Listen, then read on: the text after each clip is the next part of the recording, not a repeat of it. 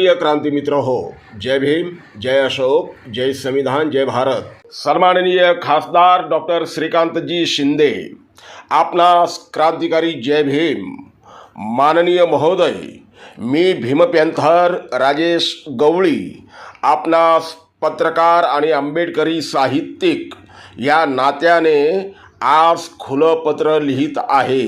वास्तविक पाहता मी तुमचा राजकीय विरोधकही नाही आणि राजकीय समर्थक सुद्धा नाही।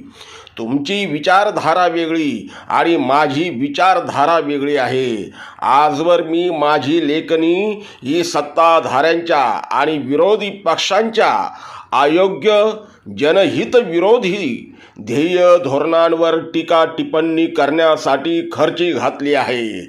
शब्दांचे आसूड ओढले आहे, चाबूक ओढले आहे। माझी लेखणी ही सत्यशोधक लेखणी असल्याने मला न पटलेल्या अनेक बाबींवर मी बिनधास्तपणे तुटून पडलो आहे, तुटून पडत आहे। प्रसंगी तुमच्या विरोधात सुद्धा रोखठोकपणे शब्दांचे बाण मी उगारले, प्रसंगी तुम्हाला शब्द बंबाळ सुद्धा केले आहे। परंतु मी आंबेडकरी विचारधारेतला जातीवंत भीमसैनिक असल्याने माझ्या लेखनीत ठायी ठायी औदार्य ठासून भरलेला आहे। केवळ विरोधाला विरोध म्हणून मी तुमच्याच नव्हे तर कुणाच्याही विरोधात माझ्या लेखणीचा कधीही गैरवापर केला नाही आणि करणारही नाही।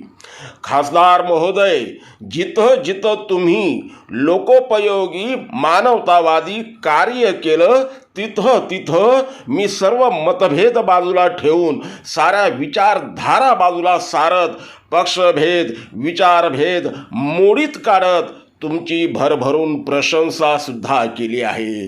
तुमच्या कार्याची तारीफ सुद्धा केली आहे।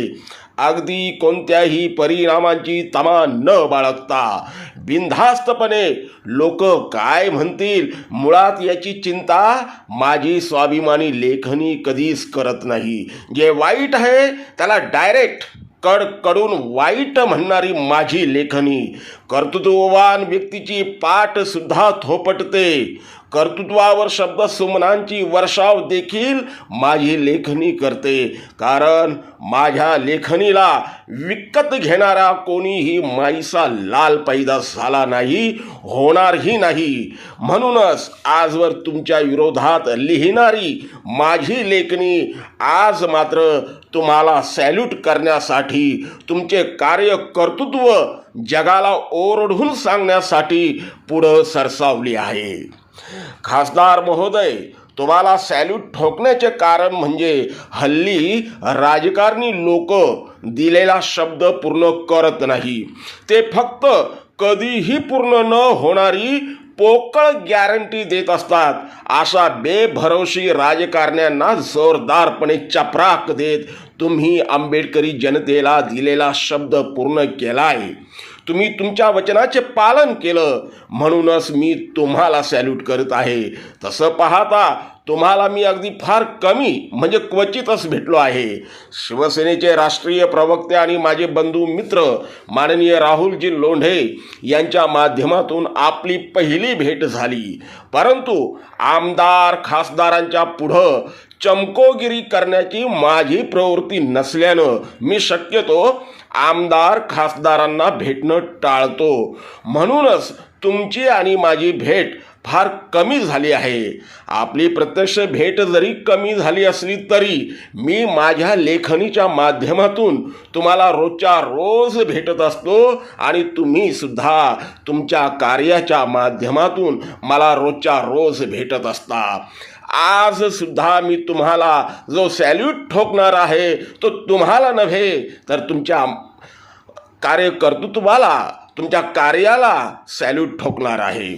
खासदार महोदय, मानवी स्वराज्याचे संस्थापक, तमाम भारतीयांच्या रक्तात पेटलेले महामानव विश्वरत्न डॉक्टर बाबासाहेब आंबेडकर यांचा पूर्णाकृती पुतळा तुमच्या विशेष व अनमोल प्रयत्नांमुळे तुमच्या भरघोस निधीमुळे कल्याण पूर्वेतील वार्डासमोर होऊ घातलेल्या आंबेडकर स्मारकात उभा राहत आहे व त्याचे अनावरण 10 मार्च 2024 रोजी होणार आहे.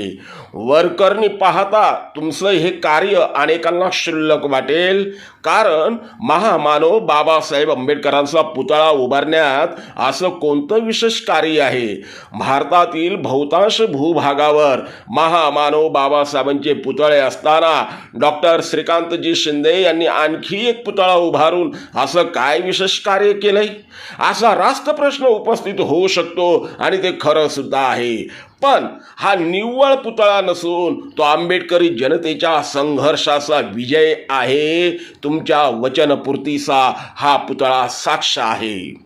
आंबेडकरी जनतेला न मागता, संघर्ष न करता ह्या देशात कधीही काहीही मिळत नाही, हा सत्य इतिहास आहे.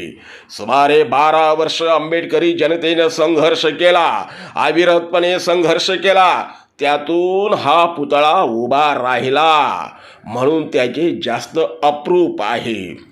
2013 ह्या वर्षी कल्याण पूर्वेतील आंबेडकरी जनतेनं कल्याण शहराच्या मध्यभागी म्हणजे वार्डा समोरील मोकळ्या मैदानात महापरिनिर्वाण दिनाच्या पूर्वसंध्येला महामानवाला अभिवादन करण्यासाठी बाबासाहेबांचा एक पुतळा तिथं आणून ठेवला होता.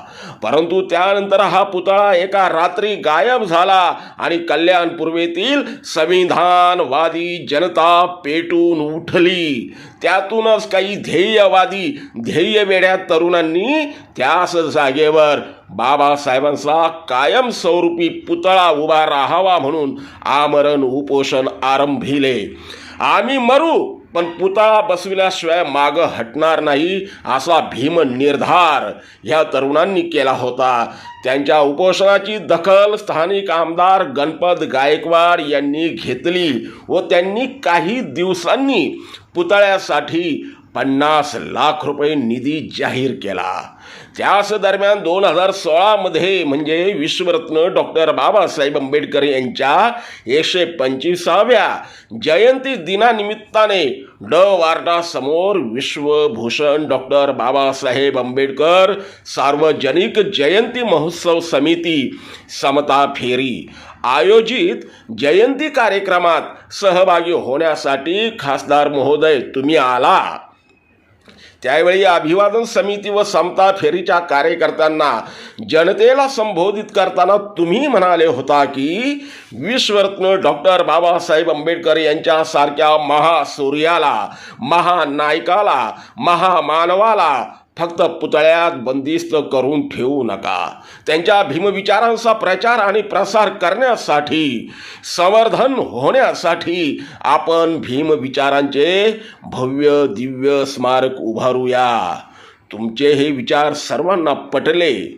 तुम्ही जागेवर असतानाच ह्या नियोजित स्मारकासाठी सुमारे 5 कोटी रुपये निधी जाहीर केला आणि एका पुतळ्याचा प्रवास भव्य दिव्य स्मारकाकडे सुरू झाला.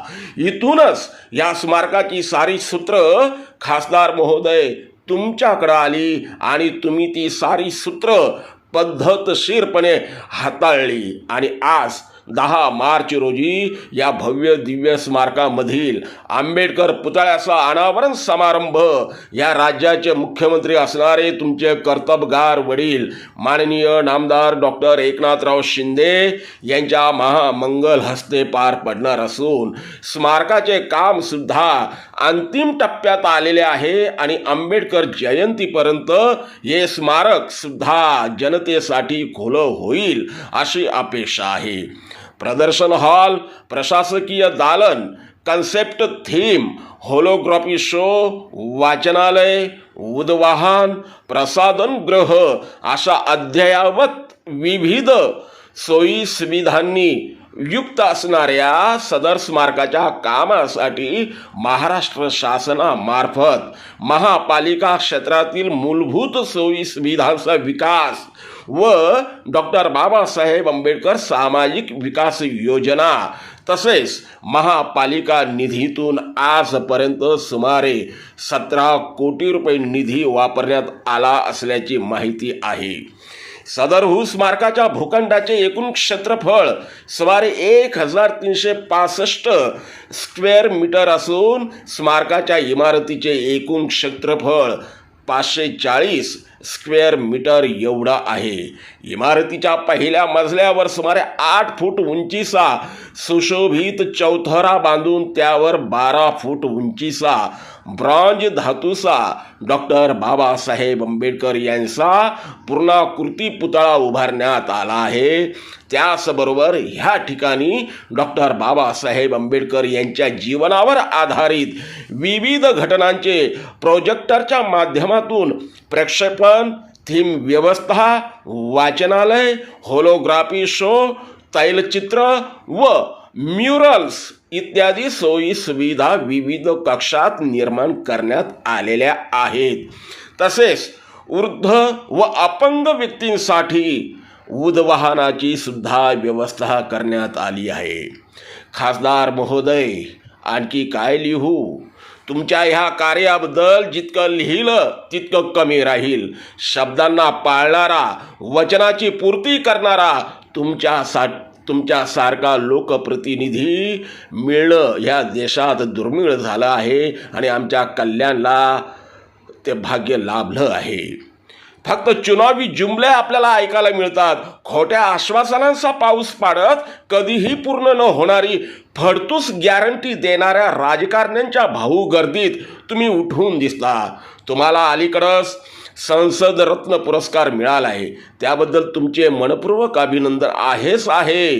पण तुम्ही फक्त संसद रत्न ह्या पुरस्कारापर्यंतच न थांबता जनरत्न व्हावे ह्या माझ्या कल्याणमधील लाखो जनतेच्या वतीनं तुम्हाला महामंगल सदिच्छा आहेत.